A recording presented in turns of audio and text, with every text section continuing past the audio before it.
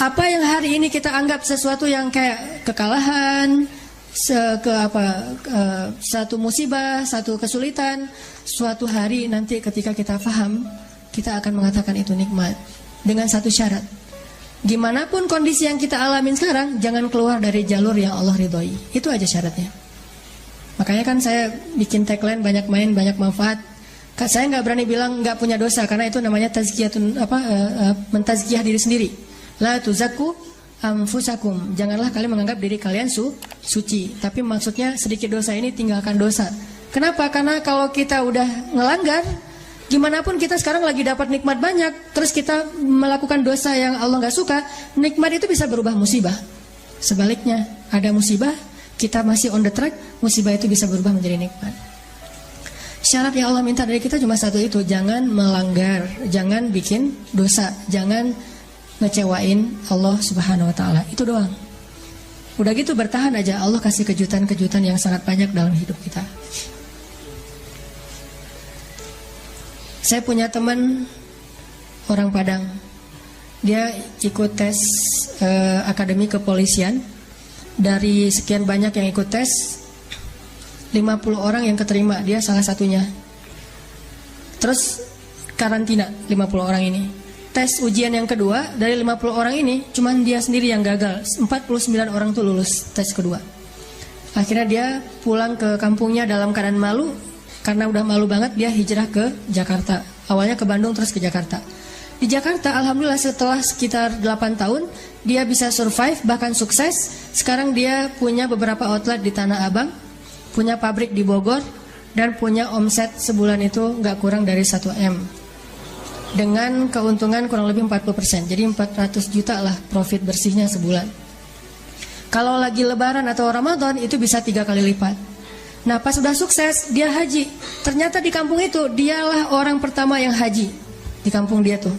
Dan di kampung itu dikenal dia sebagai anak yang paling nakal, yang kayaknya nggak ada harapan jadi orang baik. Ternyata yang pertama haji. Udah gitu dia pulang, sesekali dia pernah pulang, ketemu sama temennya yang 49 orang itu. Salah satunya udah jadi salah satu pejabat di kepolisian. Dia ngobrol-ngobrol, ditanya, mana yang 48 lagi? Dia bilang, kamu nggak tahu kabar mereka? Kabar apa? Tahun 2004 mereka ditugaskan di Brimob Aceh, di Banda Aceh. Asrama Brimob Banda Aceh itu dekat dengan laut. Terjadi musibah tsunami, satu asrama Brimob itu habis semua, dan 48 mereka itu meninggal dalam musibah tsunami. Baru dia sadar, Masya Allah, Allah punya rencana. Semuanya di dalam aturan Allah Subhanahu Wa Taala.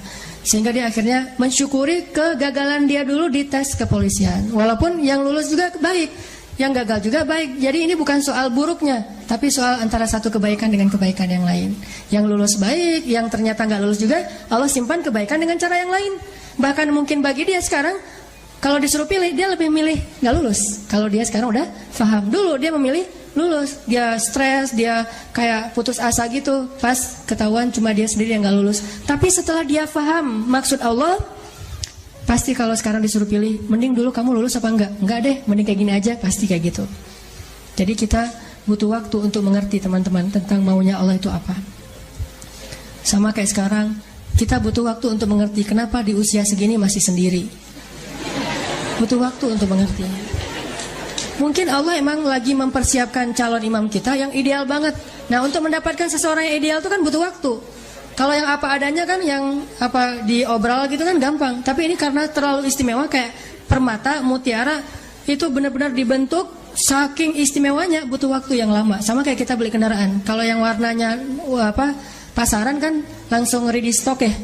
Tapi kalau yang warnanya paling unik sendiri kan inden kan. Sampai mau beli satu kendaraan aja indennya bisa 2 bulan. Kenapa? Warna ini jarang Pak, istimewa, sehingga harus inden. Kalau yang ready stock banyak tuh warna standar aja. Begitu juga dengan jodoh. Ada jodoh ready stock, ada jodoh inden. Nah yang inden ini biasanya istimewa. Itu salah satu hikmahnya. Siapa tahu emang dia inden karena lagi mengkhatamkan Al-Quran. Dia berazam, ya Allah saya gak pengen nikah dulu sebelum khatam juz 30. Gak harus 30 juz kan? Sebelum khatam juz 30. Berapa lama? 15 tahun. Nah mungkin dia pengen hafal juz 30 juz, mungkin dia pengen hafal 100 hadis, mungkin dia pengen mapan dulu supaya bisa benar-benar membahagiakan dan menafkahi keluarga besar, bukan cuma istrinya tapi juga mertua dan segala macam. Kita emang akan dikasih oleh Allah pasangan yang istimewa, makanya inden, sehingga kita bersabar. Mudah-mudahan ada kebaikan. La'allahu khair wa ma indallahi khair. Mudah-mudahan di sini ada kebaikan, apa yang ada di sisi Allah lebih baik. Terus berhusnuzon. Ketemu-ketemu, ternyata emang benar, wajar kalau kita inden, istimewa banget, akhlaknya itu luar biasa. Itu yang dialami oleh Khadijah. Nikah, meninggal. Nikah lagi, meninggal lagi suaminya. Kenapa meninggal? Karena Allah lagi mempersiapkan seseorang yang mungkin pas suaminya meninggal, Nabi Muhammad masih kecil. Tapi Khadijah disuruh punya keluarga dulu biar ada yang ngedampingin dia, terjauh dari fitnah. Cuman gak boleh lama-lama, harus pergi karena mau digantiin oleh orang yang lebih istimewa, yaitu Muhammad SAW. Mungkin bagi Khadijah ketika suami pertamanya meninggal itu musibah. Nikah lagi, suami kedua meninggal, lebih musibah lagi. Udah gitu sendiri, sekian lama baru ketemu dengan orang yang paling istimewa. Gak ada manusia yang lebih istimewa daripada suaminya Khadijah, yaitu Rasulullah SAW. Allah punya rencana. Awalnya Khadijah menangis, yang kedua Khadijah menangis, tetapi setelah dia faham rahasia yang ketiga, mungkin dia akan mengatakan bahwa inilah yang terbaik untuk saya. Kalau saya tahu ini dari dulu, maka saya akan tahu bahwa Allah itu maha baik kepada saya. Ini artinya Allah punya rencana. Kurang baik apa suami kayak Rasulullah. Nih, mungkin kita yang berada di sebelah kanan ini lagi disiapin sama Allah untuk belajar akhlak dari Rasul, supaya nanti kalau ketemu yang di sebelah satu lagi, insya Allah kita benar-benar bisa membahagiakan dia seperti Rasul membahagiakan Khadijah atau Aisyah. By the way teman-teman, Rasulullah itu orangnya easy going loh. Ini akhlak suami ya. Ini jadi kayak apa, pengajian pranikah nih. Suami yang soleh itu suami yang bisa membuat istri yang lagi bete ketawa. Itu suami soleh. Kan kenyataannya sekarang suami-suami bisa bikin istri yang lagi ketawa bete kan. Lagi happy-happynya, lagi jalan bareng, tiba-tiba ilfil gara-gara dia ngerusak suasana. Ucapannya gak terjaga, sikapnya gak terjaga gitu. Kalau Rasulullah itu terbalik. Istri yang lagi bete, yang lagi ilfil, lagi gak nyaman, bisa dibikin happy, ketawa. Saking easy goingnya Rasulullah. Jadi no hard feeling terhadap istrinya. Kalau kita, Mama lupa ya dengan hadis-hadis Rasul, keluar semua dalil. Padahal Rasul pemilik dalil, tapi nggak ngeluarin dalil itu. Kita yang bukan pemilik dalil ngeluarin. Coba, kan agak-agak unik nih. Kalau kita kan dalilnya riwayat Bukhari, Muslim, atau siapa ya, pokoknya ada riwayat, saya lupa riwayat siapa gitu kan. Kalau Rasulullah kan nggak mungkin pakai ada tuh hadis riwayat Bukhari, kan nggak kan ya. Orang Rasul sendiri yang punya hadis. Jadi aku yang berbicara dan aku yang meriwayatkan lebih kuat daripada hadis Bukhari. Kita pakai hadis Bukhari aja udah bangga. Rasulullah nggak pakai hadis Bukhari loh, hadis sendiri. Nggak pakai Bukhari. Tapi ketika istrinya lagi bete, lagi sedih, lagi cemburu gitu, pernah nggak Nabi ngeluarin dalil? Enggak, Nabi nggak ngeluarin dalil, tapi nunjukin akhlak. Dalil itu disampaikan oleh Nabi ketika suasananya normal, lagi nyaman. Nabi mengajarkan istri yang soleh itu kayak gini. Tapi kalau lagi pada ada masalah, Nabi nggak pakai dalil, akhlak yang ditunjukin. Itulah sunnah Nabi SAW. Kita pas lagi ada masalah dikit sama teman, langsung browsing. Istri yang soleha, search, keluar hadis-hadisnya, langsung di forward, langsung di send ke pasangan kita. Mah tuh lihat tuh hadisnya sahih loh mah. Memangnya hadis istri doang, istrinya juga browsing. Suami yang penyabar, search, keluar hadisnya. Jadi lempar-lemparan dalil dan gak ada yang dapat hidayah.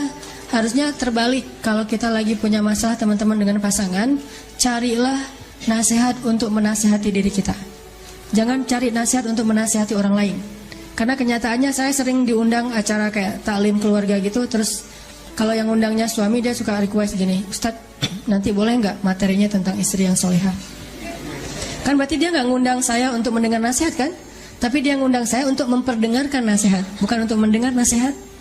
Istrinya juga gitu, Ustadz ini materi bagus banget, tapi sayang suami saya nggak datang. Nah kan, artinya dia pengen mendapatkan nasihat buat orang lain. Padahal harusnya, alhamdulillah saya dengar ini, gak apa-apa suami saya nggak dengar, yang penting saya memperbaiki diri saya dulu. Insya Allah nanti Allah akan memperbaiki pasangan. Nah Rasulullah tuh nggak pernah gitu. Ada Aisyah cemburu keluar dalil, Aisyah cemburu keluar dalil, enggak. Rasulullah justru mencontohkan teladan easy going. Sering dengarkan cerita Aisyah ngambek, udah kalau kayak gini terus saya laporin nih ke ayah saya. Dia mau ngelaporin Rasul ke ayahnya Abu Bakar. Dia lupa ayahnya itu murid Rasul. Jadi kayak mau melaporkan gurunya melaporkan ya gurunya melaporkan kiainya kepada ayahnya, padahal ayahnya adalah murid kiai tersebut. Saya laporin nih ke ayah saya, kata Rasulullah, aku antar ya, coba. Mau dilaporin diantar, boleh, ya udah dianterin. Nyalain kendaraan garasi. Dan by the way teman-teman, garasi Rasulullah itu asetnya kurang lebih 10 miliar ya.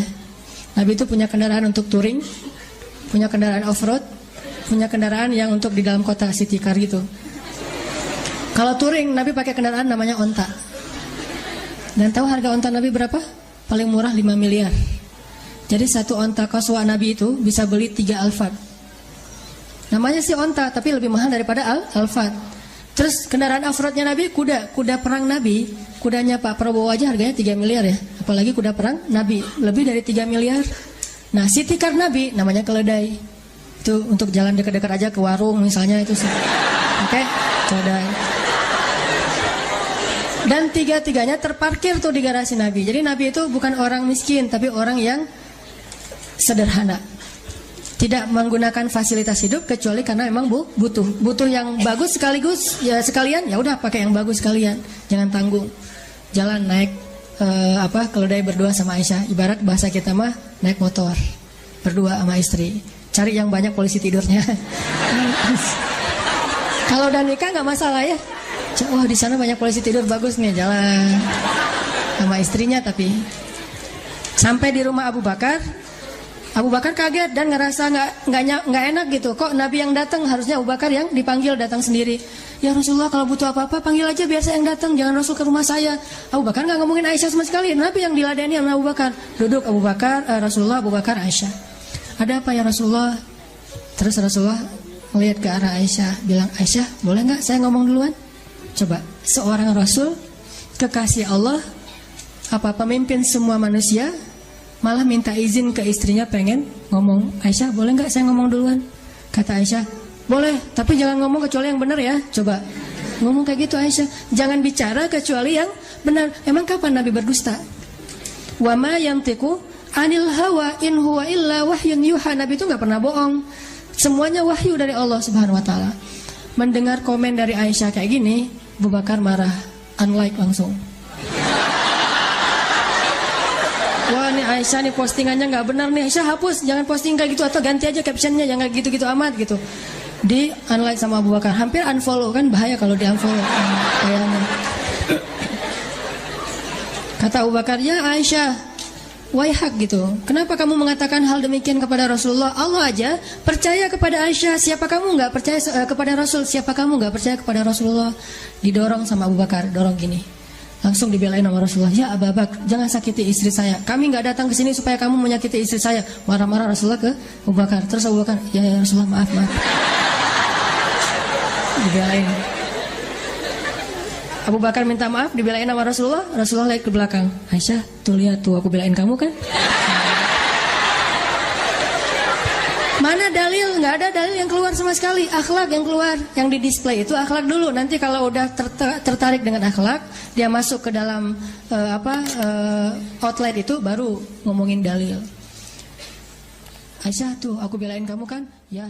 Terus sekarang